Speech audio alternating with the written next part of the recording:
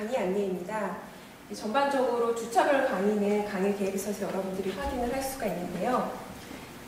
그 주차별로 같이 배우고 같이 논의해 볼 것들이 크게는 정보와 사람 공간 이렇게 구분이 될 수 있습니다. 이것들을 한번 보면은 먼저 정보를 살펴보겠습니다. 여러분들 정보라는 말은 주변에서 너무나 많이 듣잖아요. 정보와 관련된 책도 많고 정보라는 말을 뉴스에서도 계속하고 코로나 바이러스가 어디까지 퍼져 있는가, 방역은 어떻게 되는가 그러한 소식들도 우리에게는 다 정보가 될 수 있거든요. 그리고 아마 여러분들이 수강 신청을 하거나 트랙을 선택하다 보면 느끼겠지만 정말 수업 이름과 트랙 명의 정보가 많이 들어있어요. 그러면 그 수많은 과목과 그 여러 가지 트랙에서 똑같은 정보를 배우고 똑같은 정보를 활용하는가? 그건 아니거든요. 그래서 정보와 커뮤니케이션이라고 할 때 우리는 어떤 정보를 다루는가를 같이 살펴보겠습니다. 크게 두 가지 면에서 우리는 정보를 다루는데요. 이 오른쪽에 있는 거는요, 어떠한 정보냐면요, 아주 우리를 편리하게 해주는 정보예요. 편리하게 해주고, 이전에 어떤 시간이나 공간적인 제약으로 못했던 것들을 가능하게 해주고, 그러면 이제 우리 트랙에서는, 또 우리 수업에서는 이러한 정보들은 어떻게 해야 될까요? 이용자에게 잘 제공을 해줘야겠죠. 좋은 거잖아요. 그렇죠? 그래서 관련된 책들도 이제 관련된 책이나 웹사이트나 이런 것들을 이제 한 학기 동안 여러분들하고 같이 살펴볼 텐데요. 여기도 보시면 이제 몇 가지 참고 사이트를 넣어놨어요. 여기는 이제 정보 사이트고요. AI가 어떻게 이렇게 발전해 왔는가 이런 표도 볼 수 있고요. 이러한 책들도 우리가 같이 볼 수 있죠. 역시 QR코드는요, 이 URL에 해당이 됩니다. 그러니까 이쪽 정보는 좋은 거예요. 그렇죠? 많이 배우면 배울수록 좋은 거예요. 그런데 특히 우리는 정보 중에서도 특정 이용자에게 아주 환영받을 만한, 특정 이용자가 필요할 만한 정보의 내용이나 가치를 다룹니다. 이런 것들 이렇게 다루고요.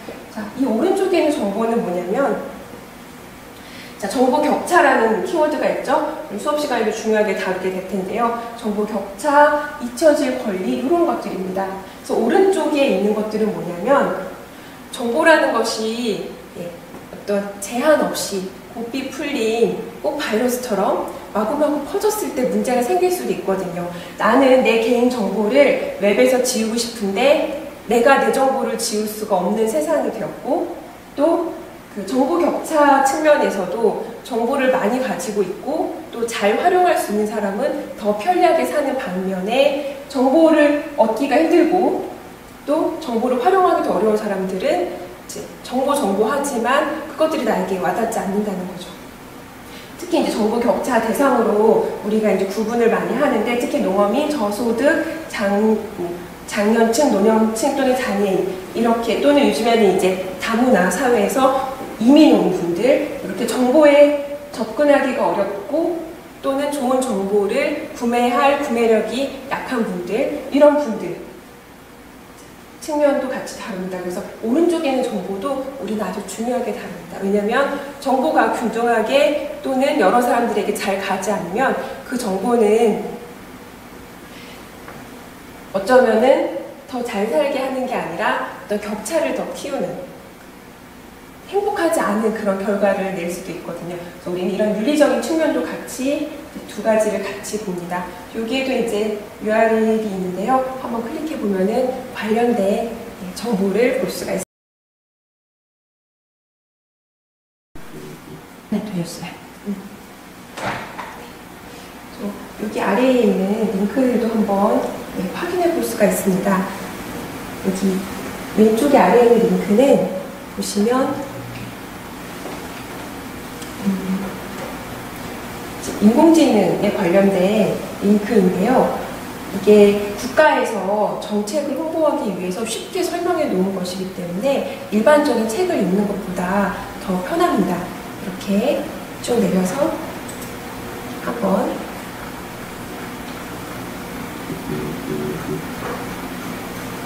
확인할 수 있죠.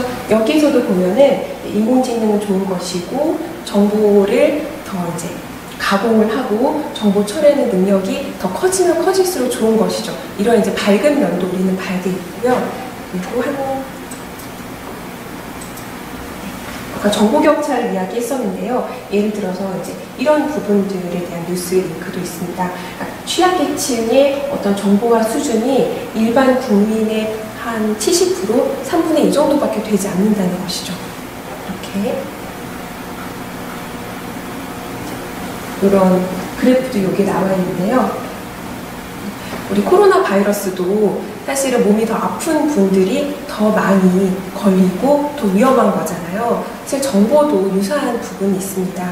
정보도 더 필요한 분들이 정보를 더 갖지 못할 수도 있고요. 또는 어떻게 보면은 어떤 정보를 필요로 하는지 그 정보를 어디서 찾을 건지도 잘 모르는 취약계층들이 존재합니다.